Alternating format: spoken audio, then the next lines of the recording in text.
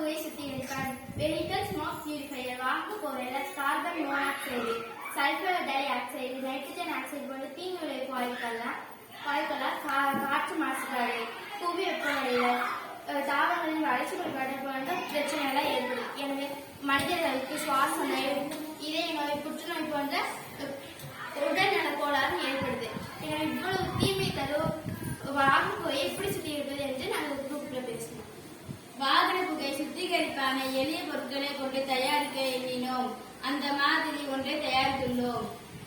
அமைக்க தேவையான பொருட்கள்: எக்ஸாஸ்ட் ஃபேன், பஞ்சு அல்லது ஸ்பான்ஸ், தேங்காய் ஒரு களி, வேப்ப இலை, துளசி இலை, முருங்கை இலை இவைகளை ஒரு டப்பாவில் அடுக்கி இறுதியாக வெளியேறும் புகையை ஒரு சிறிய குழாய் வழியாக அனுப்ப வேண்டும். முதல் அடுக்கில் நாம் பஞ்சு வைத்துள்ளோம். இது வாகன புகையில் உள்ள பெரிய கார்பன் துகள்களை நீக்கிவிடும். இரண்டாவது அடுக்கில் தேங்காய் ஓடு கறியை வைத்துள்ளோம். இது சிறந்த நச்சு நீக்கியாக பயன்படுகிறது.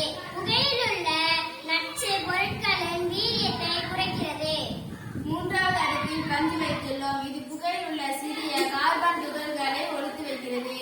நான்காவது அடுக்கில் முருங்கை இலை, வேப்ப இலை, துளசி இலைகளை காய வைத்துள்ளோம்.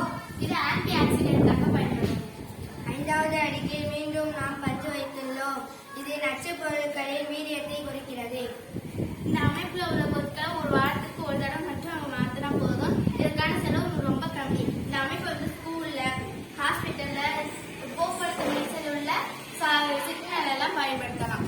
இப்ப பாருங்க, இந்த எக்ஸாஸ்ட் ஃபேன் வந்து இந்த புகையை உள்ள இழுக்கும்.